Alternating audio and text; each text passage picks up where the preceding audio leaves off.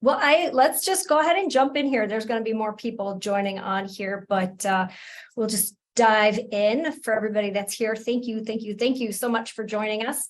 Eva, you made it. Thanks for joining us. Just a couple of quick things I wanted to go over before I introduce Shad. Couple things. Mega Camp is coming up for anybody who's going to Mega Camp. I'm going to be on a panel on the 16th, which is Wednesday, from 11:30 to 12:15. And the topic is going to be finding the motivated. So if anybody's going to Mega Camp and you are looking for finding people that want to sell, come see me. We've got a great panel. I think we've got Tony Baroni, a couple other heavy hitters on the panel. So come see us. And then in September 7th and 8th, South Florida Mastermind is down here in Fort Lauderdale. So that should be a great one too. We've got a lot of heavy hitters coming to that panel as well. Ken Pozak and Dan Grieve, and I think Lori Reeder is going to be there. So that should be an amazing event. So September 7th and 8th. And now welcome, Shad. Thanks for joining us today. Super excited to have you. Sorry, I got things popping up on my computer like crazy. So Shad comes to us from Colorado, which is near and dear to my heart, as I was mentioning to him that we have a place in Breckenridge. Absolutely love it there. I like to try to mix it up with different styles of people that are getting luxury business so that it kind of hits home. You know, if one speaker's not hitting home for you, we've got a different kind of speaker. You know, somebody in New York may not be fitting the bill for where you are. Colorado does. So I try to mix it up a little bit and get some of the different creative ways that people are doing things. So welcome, Shad. Thanks so much for joining us. Yeah, thank you so much for having me. I appreciate it. So I'm going to start this off with, in looking up Shad, finding his website, and, it really just hit home for me. He's not selling real estate. He's selling a lifestyle. He is selling a place to live where you don't have to go on vacation. I love that slogan. I didn't say it quite right, but that message for where he lives. He literally lives in your dream vacation spot. So I love that. And he's got this really cool video. You guys got to go check it out. What is your website called again, Shad? TheEvergreenExperience.com. Okay, you guys, you got to go there and you got to check out the video with the moose. What do they call it when a moose? It's an elk. It's an elk. Oh, it's an elk. They're bugling. I played it so many times. Everybody in the room, they were like, "What is happening over there?" But it's so fun. That video is so fun. I think that kind of sums up who you are and what you're looking to do. Right? Exactly. You're selling a lifestyle. You're selling an area. You're not just selling Shad. You're selling the whole package of where are you going to live? How are you going to enjoy life? So tell us a little bit about that, because you haven't lived there. You moved there to have this life, correct? Correct. Yeah, we moved. We live specifically in Evergreen, Colorado, which is about 25 to 30 miles west of Denver, up in the foothills. And so we moved here from Texas about 11 years ago. And it was a lifestyle move, and so we were done with the heat, and so we wanted to get into an environment that was just more conducive. We have got 3 children, my wife and I, and just wanted to be able to get outdoors with them. And so one of the things that I found was unique was when we started moving here, there was no information that on this town.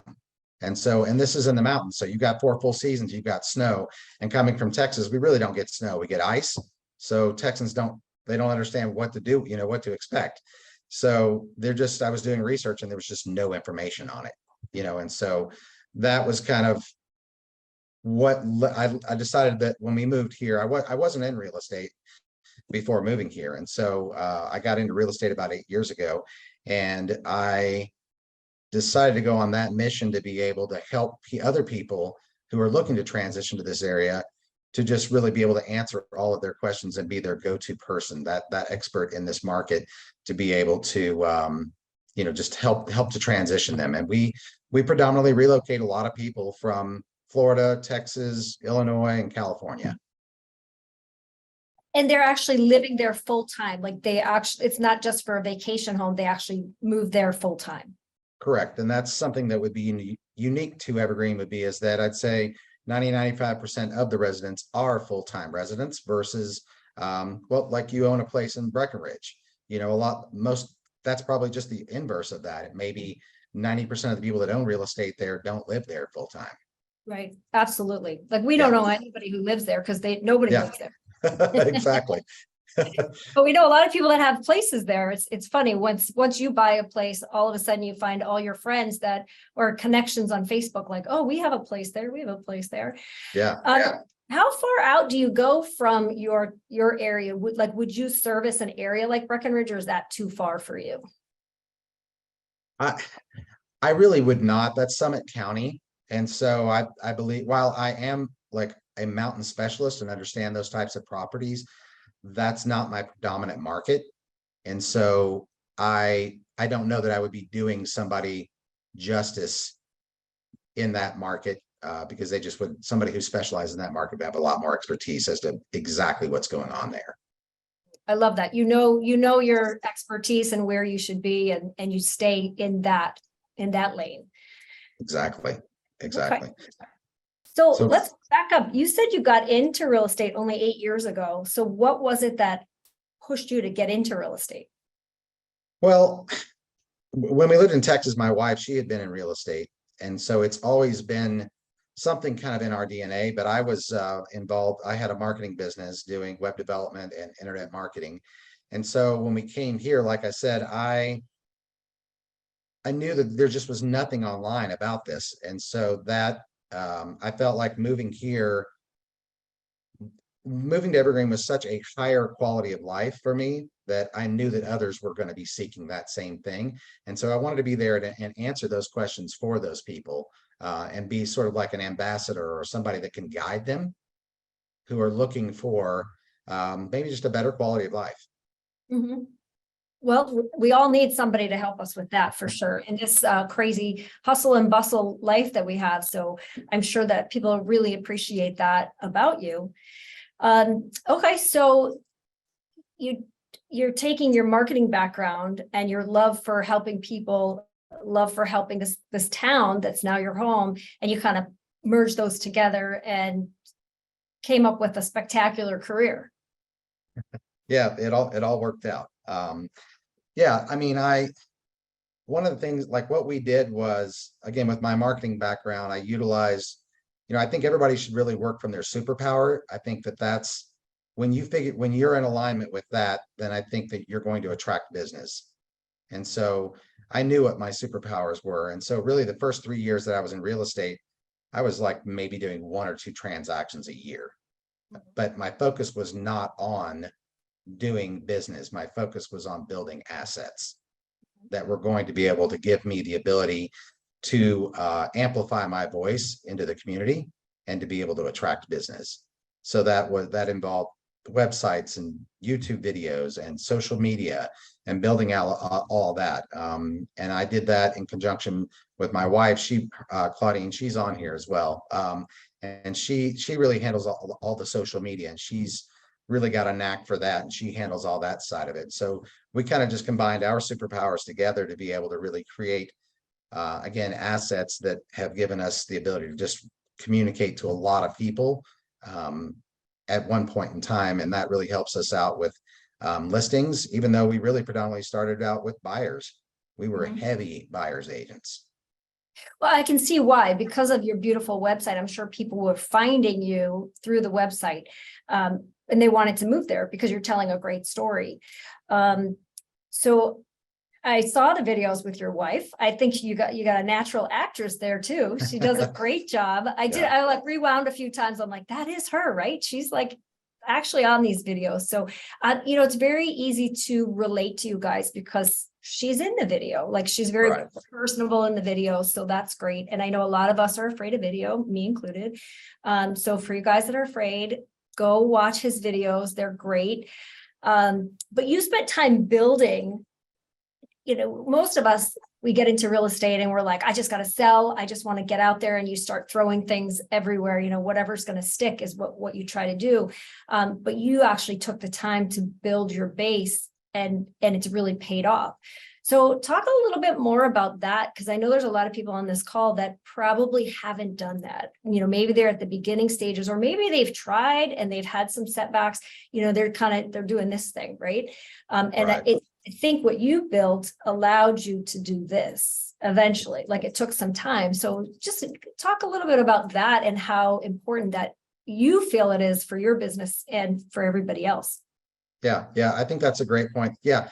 I think again, like you said, when most people get into real estate, they're just like, trying anything and everything they can to try to get business, and if you're actually successful at doing that, then you find yourself getting business, and then you get busy. It's like the feast and famine kind of thing. You're like, I've got lots of business, and then all of a sudden, no, I have nothing. So I better get back to work, networking, or whatever it is you're doing to be able to get business. And so it makes it very difficult to just have that, consistent, flow of business. And so again, that was not my focus. My focus was on building the assets. I already had a full-time career in marketing. So I was building this business while I was also doing that full time. But yeah, my focus was on building out the assets of, again, websites and social media and YouTube, doing videos, and just building out all of that. So that's for me, I believe in working from leverage. So like right now, while I'm on this call with you guys, all of my assets are sitting out there. There are people that are on my website right now. There are people that are watching my videos right now. And invariably, I probably will get leads today as a result from that. So rather than me, like some people, their superpower might be networking. Maybe they really have great people skills. I'm really an introvert, and so again, these are my superpowers and I leverage from them. But that allows me to be able to have consistent business just by really having those assets.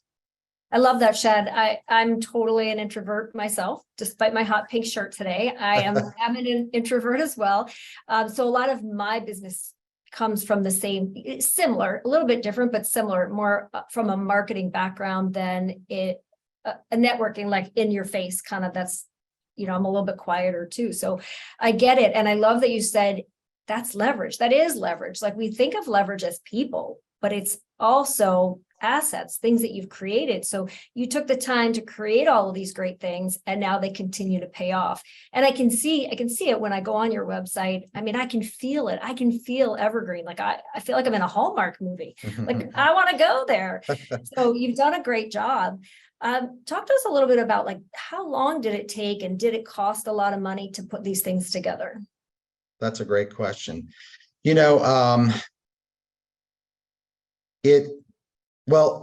of my background, it really did not cost a lot of money to do these things.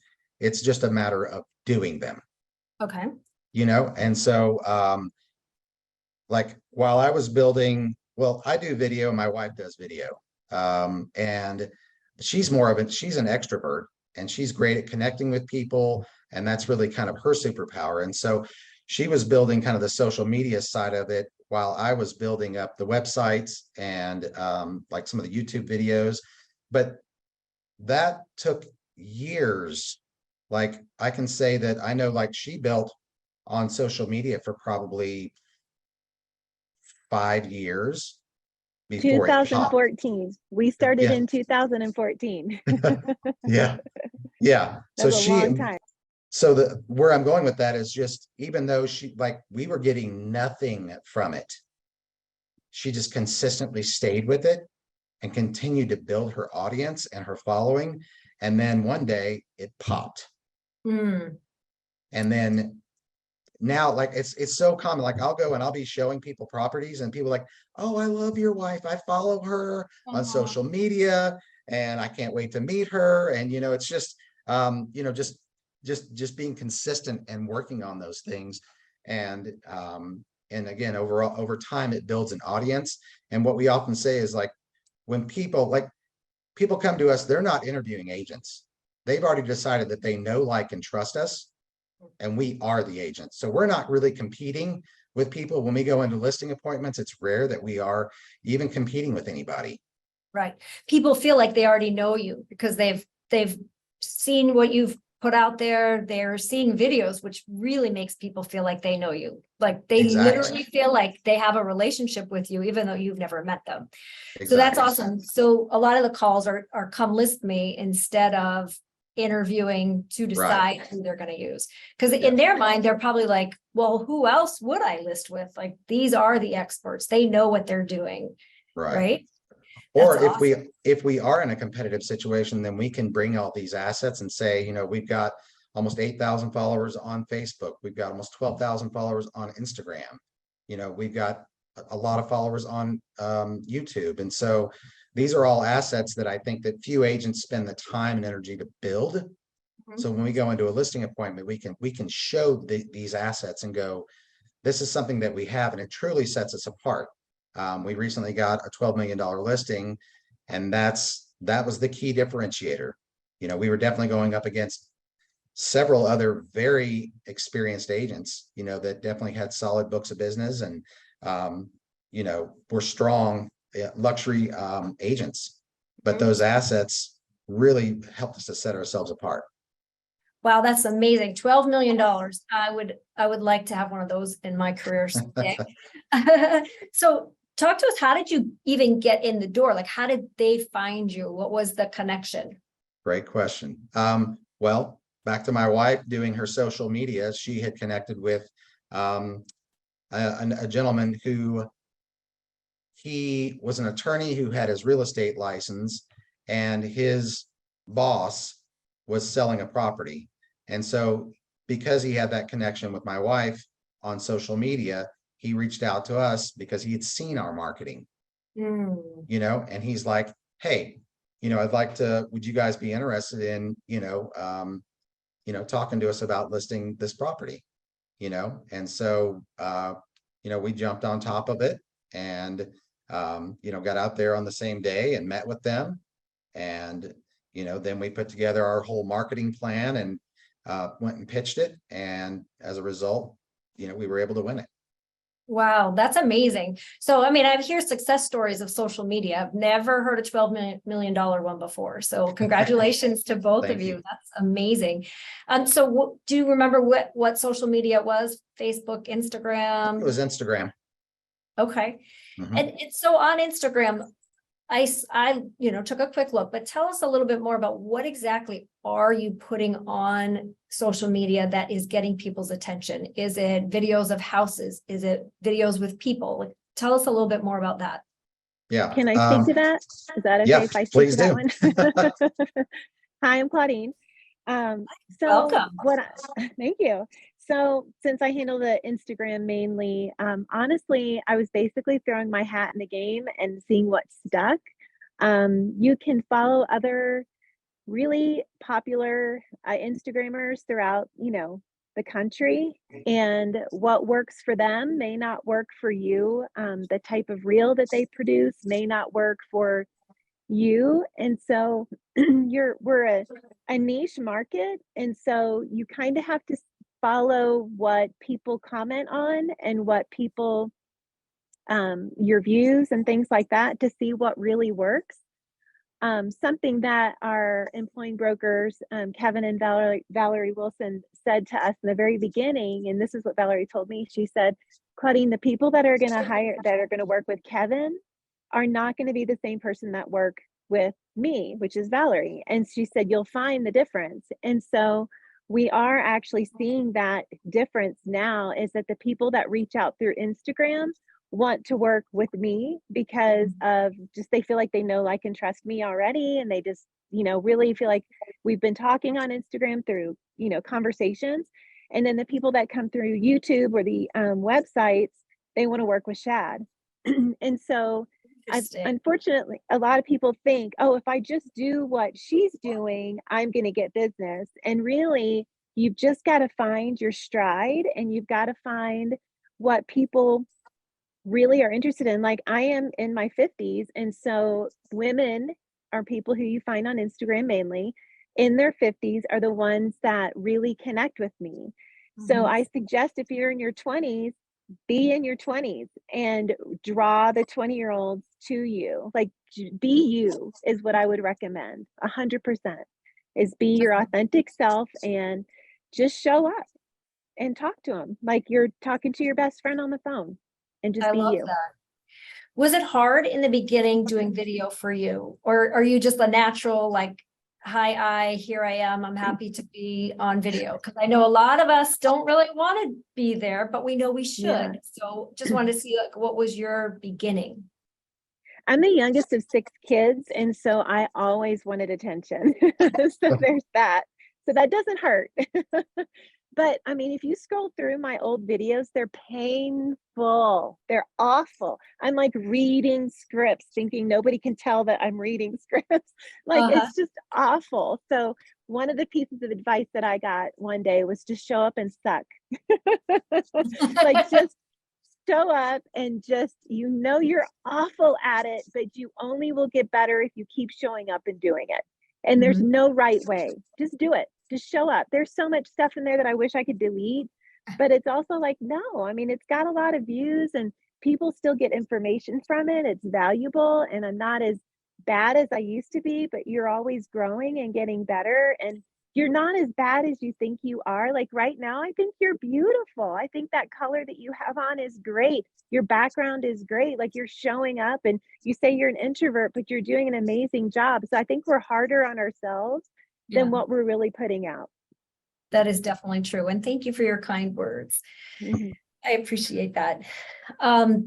So another thing that you said that I really liked is that you are analyzing. You're always looking at how many views did we get. So you are figuring out, like, what's working and what's not working. You're not just throwing things out and continuing to throw things out. Like, you're actually looking at what does the engagement look like. And I also heard you say about comments. So that's something that I think a lot of people don't realize is when people comment, what is your job?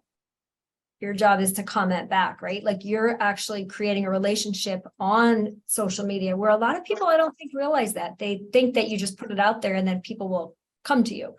But you do have to have more of a relationship on social media. Instagram's, the algorithms are always changing. So you may get, like, 2,000 views on one reel and 10 on another. And you're like, really? I spent hours on that reel. So it's like, you can't put all your faith in a formula. And, like, for instance, Instagram does say, like, you got to engage back and have, get ask questions and, respond. But I truly feel that the true engagement is in the DMs. Like, people message me all the time. Hey, who's your hairstylist? What's a great place to eat? I'm coming in town, that type of thing. So I really recommend, like, don't shy away from the DMs. Like, people reach out to us, but there's also that engagement of you reaching out to other people, just making Right. sure that and there's some agents in our office that are super social, and I just know that they're going to do well, and they're building their social media accounts as well. And that's something also that I want to bring to the attention of, is there's plenty in this world for everyone, and in living in an abundant mindset is key to success. Because if you get in the place where, because a lot of people copy us locally, they're like, oh, they're doing so great, so I'm going to do exactly what they do.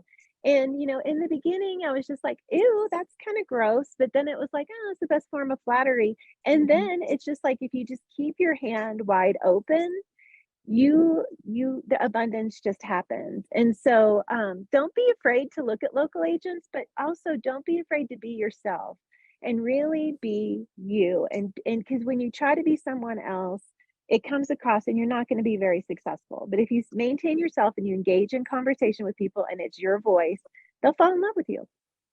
I love it. So Claudine, tell us how many followers you have, because I know you have a lot on both Facebook and Instagram. We have almost 12,000 followers on Instagram right now. And that was, since 2014. If you have time and you scroll back to the very first one, I was using filters. I was doing collages. Like, it was awful. It's hilarious. And, we get one like, and so, it takes time. You know, there are some agents that really get followers very quickly. And so it just really, I wouldn't worry so much about your followers, because honestly, when we had 1,700 followers, we still, you know, closed almost half of our closings in 1 year just from our social media leads. And Wow. so it doesn't matter how many you have, it's the quality of people that are following you. So the follow for follow, that's just, you know, that's not going to work. That's not going to get you any clients. Um, Paying for followers, that's not going to get you clients. What's going to get you clients is the one follower that's looking for a house in Evergreen, Colorado. You know, that's going to get you a client. And it doesn't matter if you have 200 followers or 200,000 followers. So I know that people do focus on numbers. When the numbers matter is when we do our marketing, and when we really need to, when we're doing our listing presentation, and they're like, how many people saw our video? So we're able to show them, you know, that information. So that's Right. where that matters, is we do want a big reach when we do our marketing. But when it comes to the buyer side, you really, it doesn't matter. It's just quality. Right. Okay, great. I think that's good advice. You want to share with everybody what your Facebook and your Instagram are, so that they can check you out and follow you, and hopefully send you Sure, some. I'll put that in our, Put it in yeah, the I'll chat. put that in our in the chat. I already put the Instagram one, but we'll put the Facebook one in there too. Awesome. Thank you. So I'm going to shift a little bit now. You guys, Shad, you had said that you started off really doing a lot of buyers, and then now it's kind of shifted to listings, which of course, you know, listings are the golden eggs, right? That's always what we want to get, is to the listing side, because then we can control our lives a little bit. So talk to us a little bit about how that shift happened. Well, again, so with the type of marketing we were doing, that attracted a lot of buyers. And a great thing that happened as a result of that is that we put a lot of buyers into our market. And so at some point they begin to shift to sellers. Mhm. And then, so that was one shift that took place. The other was that social media kicked in. Okay. And people began to make that connection with Claudine. And so then they began reaching out to us and saying, hey, you know, we're interested in selling our house, you know, we'd like for you guys to list it for us. Got it. So the social media really helped with both sides. And then the age of your, or the length that people had lived there. So that brings us to, what are you doing to stay in touch with your past clients? Because obviously you're doing a great job at that if you put them in a house and now you're turning around and listing it later. So how are you staying in touch with them? Right, that's a great question. So we use really a variety of different techniques, because, you know, we realize the importance of staying in touch with those people, because those are come list me calls, as long as we maintain them. And so we use HomeBot as a way to, like, every month they're getting home valuations, so that, you know, and everybody wants to know what the value of their home is, whether it's going up or down. And so that's a great way to stay in contact with them. We also do client appreciation events. So for example, it was kind of interesting. We did one recently where invited people to a barbecue place, you know, we sponsored it. And we realized that, I think it was probably like 20 couples there. And out of that 20, probably 18 of them were all from Texas. You know, Oh, wow. so yeah, so I realized that, and I'm like, oh, I got to start connecting all these people, you know, because they have a lot in common. Trying to think what else that we do. We do several client appreciation events throughout the year. Okay. Again, to be able to connect people. These are people coming into the community. They don't know anybody, you know, so by being able to connect them with other people, or maybe they are, and we'll just manually connect them sometimes. Like maybe they've got really young children, and we'll connect them so that they can do play dates or whatnot. So other things that we do, like Keller Williams, our office maintains like a database of contractors. And so one of the things I always tell clients is like, hey, if you need contractors or need any contacts on that, reach out to me. So that serves as a way for us to stay in touch with them. We do anniversary cards every year for, you know, when they bought their house. Claudine, are there any others that I've forgotten? Do you use a database that tells you how often to call people. So like you're staying in touch with them every other month, every quarter, things like that? We use, we will do like an annual review Okay. to be able to like visit with them again about the value of their home, what's going on in the marketplace. So again, we just kind of like, I don't know that we're doing anything database wise to just stay in touch with them every other month or something like that. A lot of our clients, we honestly, I know this goes back to social media, but we do stay in touch with our people every day. If they're logging in to Instagram or Facebook, we're having a conversation. And so Right. they know, what are you wearing today, Claudine? Where'd you get that cute outfit? Like, it's just a community that you're creating that if you're on Instagram every day, I mean, I heard somebody a long time ago say 10 stories a day, 10 stories a day. And so, and I'm like, people don't care what I'm doing, it's Right. that whole thing. But truly, people do want, especially people that just relocate here, you're kind of their first friend. And so they just want to know how to, study this tribe and know how to fit in without actually having to always be with them and go on coffee dates. And, you only have so much time. And so that is really one of our key ways is staying in communication with them through our social media, especially stories. Again, leverage, a great leverage that you're taking advantage of. So you mentioned that you do an annual review. What does that look like? It's a matter of just, going through and it's like kind of like doing like a CMA with them, just to give them a feel for, has their home been appreciating, is it flat? What, where is it at from a value perspective?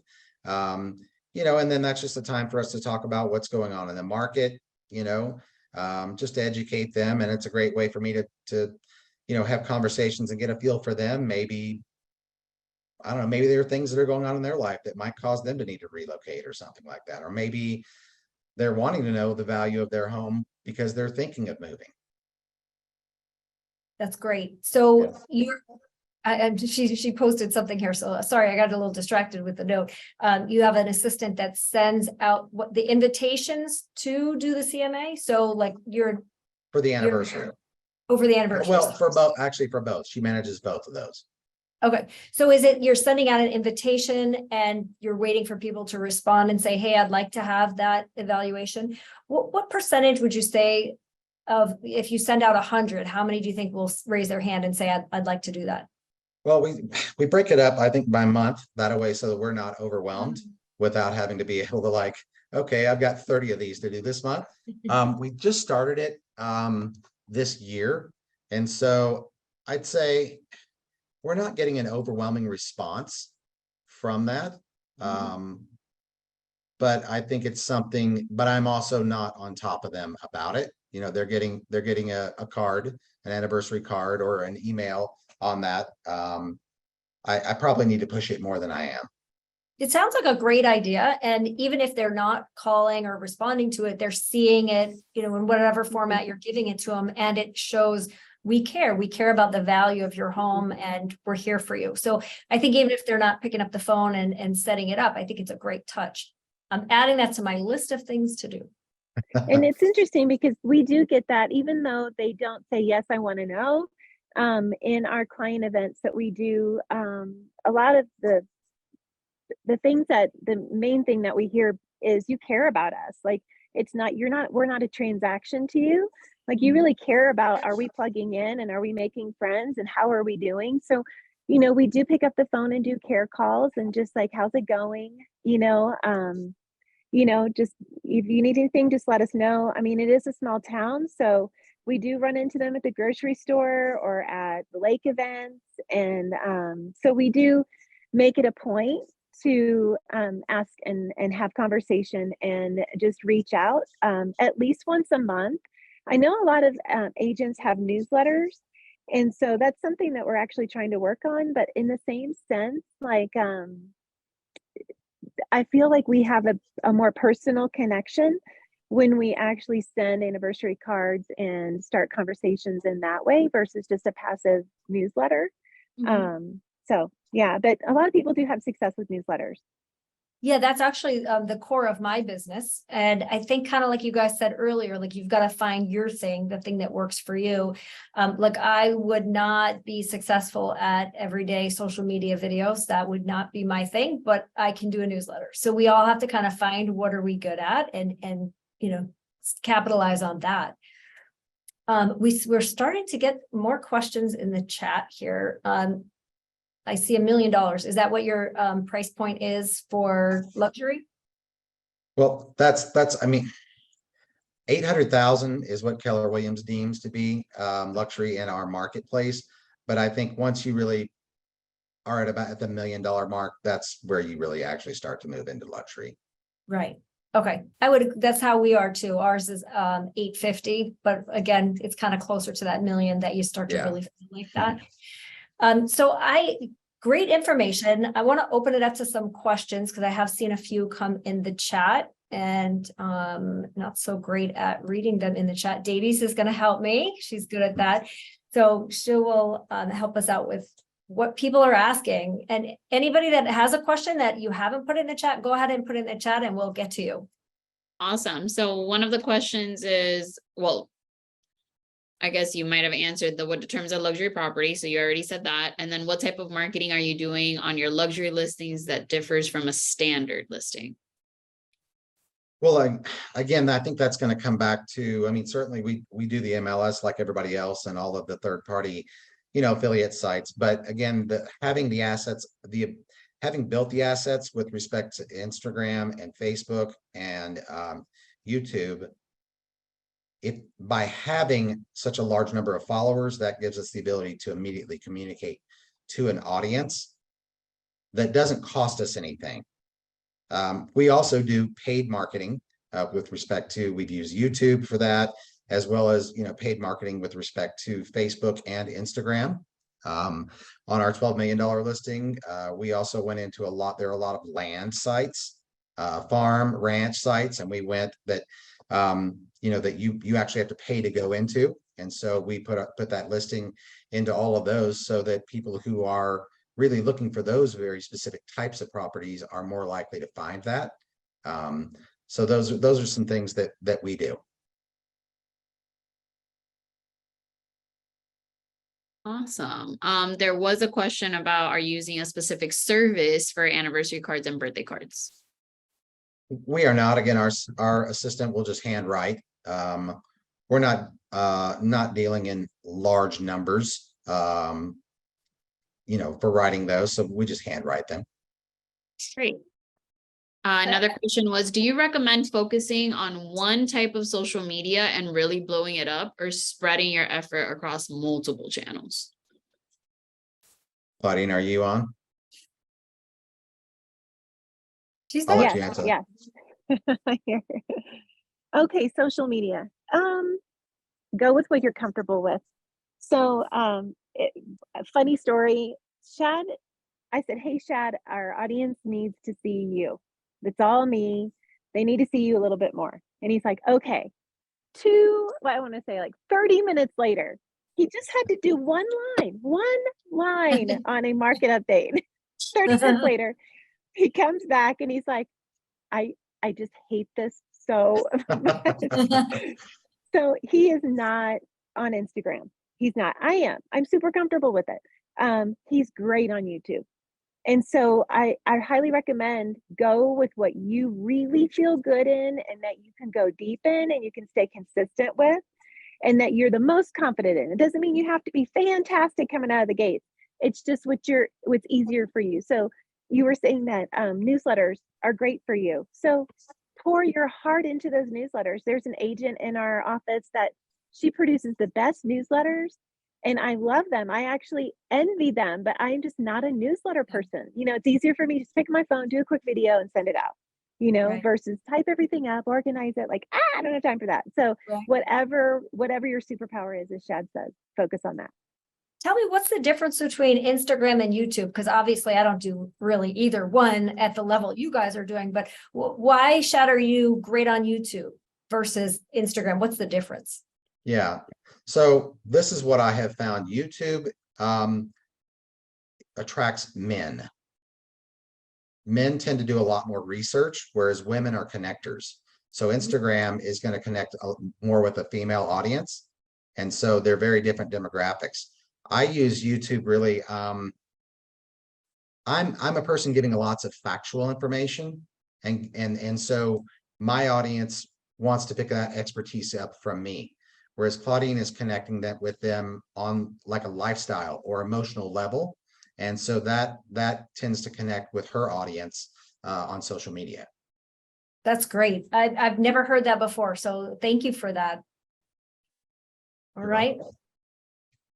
Any other questions in the chat, Davies? That's it. No questions. Come on, guys. I got tons of questions. I'll start with a simple one. Do you guys do staging? Is that something that you guys feel you need to do on the listing side? Yes, actually, I love to design.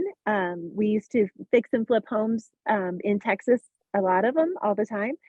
And so I just have a natural eye for design. And so we stage all our properties for free. This $12 million property was vacant, however, so that Oh, is a monthly bill that we do have, because I did hire a stager to come with me he wanted every room staged at the time. And so I went in and went to a staging company and just got some things. I spent 7 hours getting that together. And that was tough. Like, I was like, how much could I be making in this if I focus 7 hours on marketing versus 7 hours of staging? So, and that was just getting the stuff. And then we spent a couple of hours, actually staging the property and hiring people to help us do that. So we offer full-on staging, and we actually offer the same kind of marketing and staging on every single property, whether you're 600 or 12 million. We believe, and people do say, how do you always get the best properties? It's because we put them together. We go through, we have a really good eye. Yep, we do. We make them the best. And I highly recommend, hiring the best photographers and videographers. And if you're not good at staging, hire a damn good stager, because it matters. And especially in listing appointments, it matters in the end. Well, especially in luxury, these are big commissions, and I think you've got to be able to, that's a point of differentiation. If you go the extra mile for your clients, they're going to tell their neighbors about it. It's going to show through in the videos that you produce that go out there. And so it's just a level of service. I love that. It's not always just about the one house. It's about the perception of what you did and how you did it and how happy the seller was. So you said that you stage most of them. Do you own any of the staging stuff, or you're paying a staging company for everything? Oh, you're muted. We can't hear you. Oh, Sorry, there you go. I was answering a text. We do have a storage unit that has your basics, like pillows and lamps and just different things like that. We talk about this in a lot of our meetings in our office. Like, I'm a glass is half empty and Shad's the glass is the half full. And, and I'm like, always is it financially smart to have this this unit and, all that kind of stuff. And, all the costs that it involves. We've just collected these things over time, and it is financially, for the amount of listings that we've been able to acquire, it does work for us. And our staging unit is empty in the summer because that's high season. And then, we fill it back up and then we empty it out. And it really does benefit us greatly, because then if you're trying to save money and you're an agent, but you still want to stage, honestly, you just invest in neutral lamps and neutral pillows and fake cactus plants. And that's a good way to start. That's just a really good way to get the ball rolling, versus paying monthly for fake pack, to rent this stuff. Like, it doesn't make sense to me. So yeah, we do. Right. I love that. I know we used to have a lot of stuff, and here our styles have transitioned from more of a Mediterranean style to more modern now. And I'm like, all my plants, I had to throw them all out because nobody wants, like, it's not cool anymore. So now I got to go buy all new stuff, but it's definitely, I've saved a lot of money over the years using what I had. Now I got to find some good sales. Home goods, here I Yeah. come. Yeah. We do cycle it out. We do sell, as you know, some stuff, we just cycle things out because I'll know what's going out and what's coming in. So we do, Facebook Marketplace, and Craigslist is just a great place to just recycle your stuff out. Yeah, that's great. And I found a few, every now and again, a client who's moving and they don't want to take it all with them. Like they're ready for something new, but it's still in style. And I'm like, Yeah. what are you going to do with that? Oh gosh, girl, we inherited a whole house one time. Like Oh gosh, it was a second home, and this is kind of what started our staging unit. that's They just were awesome. like, the buyers decided they didn't want any of it, and they were out of town. They're like, oh my God, what do we do with this? We're like, we'd be happy. We're not in the market to buy anything right now, but we can help you with it. They're like, just move it out, just get it out of there. And we inherited basically a really cute second home furniture. So that helped a lot too. Yeah, that's great. I think that a lot of times we're afraid to ask. And I know I've been in that position before too, where I'm like, oh, I love their stuff and I know they're not going to take it all. And I'm a little afraid to ask, but we found ways over the years to ask and say, hey, if you don't want to take it, we'll save you the cost of moving it or the cost of getting rid of it. And yeah, it's definitely paid off. So for all you guys that are looking to do that, don't be afraid. And people usually they're flattered. They're not offended. Yeah. Yeah. I think do we have a question pop in there, Davies? Unfortunately, don't have a ton of luxury opportunities in Southwest Oklahoma. Any suggestions on how to make KW luxury a thing? How to make it a thing? I think I don't know that it's about necessarily Keller Williams. I think it's about you. And I think we talked about it earlier. You are a mirror of the demographic that you want to attract. So if you are, I don't know, whether you're creating content that is going to speak to people that are that are of a luxury demographic, then you've got to deliver content that's going to speak to them, that's going to relate to them. You are a mirror of your clients. Love that. Yeah, it's interesting in my area. I would not say that Keller Williams was the first that comes to mind about luxury, which is kind of why I got into doing this. I started the first ALC chair in our office for luxury, simply to raise the level of information, trying to get us more on the map. And I think it's really helped. I think that, like with anything, the more you focus on it, the more it will expand. So you've really just got to start, put one foot in and start, and it will grow the more you feed it. And I know we went from, we sold, I think 19 luxury properties last year. This year, we've already closed 25 and we're only in July. So, just get started, just jump in there. Yeah. And treat your $300,000 property like $1 million property, hands down. Treat them like they are $1 million property, because they could be $1 million referral. Uncle Sam could leave them a bunch of money and they decide they want to buy $1 million property. You just treat everyone luxury style and you will attract luxury clients. Absolutely. Absolutely. Because, when you have a $300,000 house and you do an amazing job and they've got a friend who has $1 million house, because that does happen where people have those connections, or maybe it's the parent of somebody. I have a guy right now, he helped the kids buy a house, and then the parents had 2 over $1 million units that they want to sell. Brand new agent. He's got two over $1 million listings from treating the younger kids, treating them really well and doing a great job and fighting for their clients. So you just don't know where it's going to come from. Treat everybody amazing and it will happen. Davies, we got one more or no? Yep. So this is a great general question. If you're new to the luxury division, how do you get more luxury clients? More luxury what? Clients. How do you get around clients? Yeah. Well, I think that's a lot of what we've been talking about today. Is the way we've done it is we've just built assets, whether it's social media or YouTube or websites. You've got to be able to demonstrate a level of expertise For us, we choose the card that we play is we're going to be the ambassadors for this town. If you want to know something about it, we've got content out there which demonstrates our level of expertise. So when they find it, there's no question whether like they're going to go with us or not. And I also, think- like, you know, just going back to the whole treat everybody the way that you know, as a luxury client. And truly, they remember the way you've made them feel.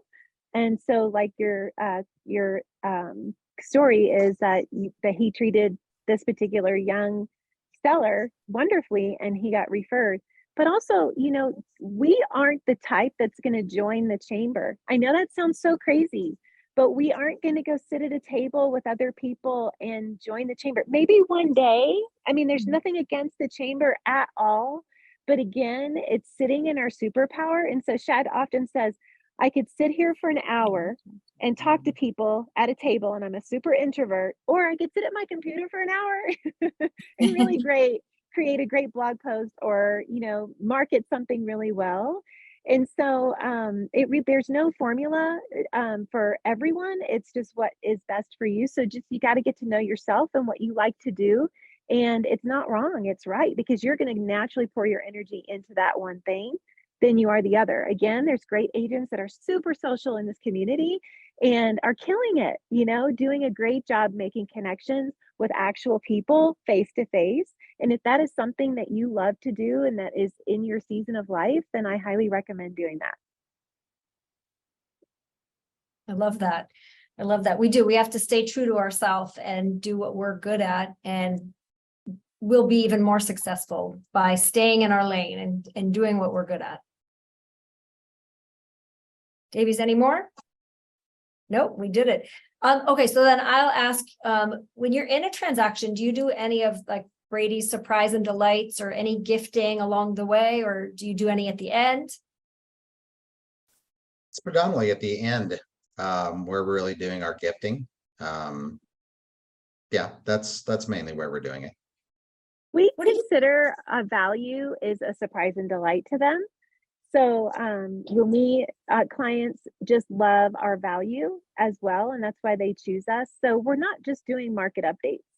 We're giving them value of what it's like to live. You know, our slogan is live in a place you never have to take a vacation from, and what's it like to live in Evergreen, Colorado. And so we try to stay in those two lanes. And so, you know, we do gifting at the end of, you know, the transaction, and it is very local based. It's how can they plug into the community with this gift? I like that. I like that. And then it feels special. It's not just, you know, off the shelf. It's not from Amazon. I love that. All right. Somebody put a question, but I lost it. It flew past my screen. Davies is getting it. Someone says, how much do you give as a referral fee or gift when they refer you another client? Typically, it's 25%. So is that, I think that the way I heard the question was, if you like say a client gave you a referral and they're not an agent, what would you, give them a gift as well? Oh, I see what you're saying. But you Yeah, might be we right. might. Either way, I want to know the answer to both, but 25% is great. And I will do the same. And then also just we take care of them. It depends on the price point of the home, but we make sure we say thank you, and we do take care of them. Yeah. Nice. Yeah, oftentimes I send brownies to people that give me a referral, even if it doesn't close, you know, they still get some nice brownies, gourmet brownies. So, you know, trying to appreciate the people when they do think of us. It doesn't always get to closing, but hopefully we'll get another one that happens. Awesome. Well, I think that we have covered a lot today, and I'm super thankful that you guys joined me. And Claudine, this is awesome. I didn't expect I was getting a 2-for-1 today. So this was even more exciting that I got you both. And I'm going to be out there in September, October. So I'm definitely going to stop by and say hi to you guys. And was that a question that came in real quick, Davies? When you say we take care of them, what does that mean? Examples. Oh gosh. A gift card to coffee shops, to restaurants, take them to dinner ourselves. We just try to make it as personal and as local. You know, I'm, you know, sometimes people love to receive things and gifts, and I'm not that kind of person. I'm more of a experience. And so we really try to gift experiences. And so it's that, you know, sometimes it's a gift card, you know, but it's like, hey, let's meet for coffee. And then you write a little note, thanks for referring such and such, let's meet for coffee. And then you send them a, you know, that kind of thing. But a personal note is always really good. Love it. Love it. All right, guys. Well, on that note, I'm going to let you guys go, but everybody, please follow them on Instagram, Facebook, send them referrals. You know, they're great. Yeah, reach Obviously out. great. They'll take great We care of would your love people. it. Please reach out. Like, don't hesitate. Like, we're real people like you. You know, we had the very beginning, we made nothing. So it's like we didn't just come out of the egg, you know, killing it. So just, you know, feel free to reach out and we'd be happy to answer any questions you may have. Thank you so much, guys. So we'll see you all next month for our next Let's Talk Luxury Now. And hopefully some of you will see you in Mega Camp. And if you need anything, feel free to email any of us. Oh, did you guys give your contact information, an email address? Do you want to share an email address? We can. I'll do it real quick. Yeah. Okay. And feel free to reach out, everybody. Thanks so much for joining us. Thank you, Sandra. Thank you. Bye-bye. Bye.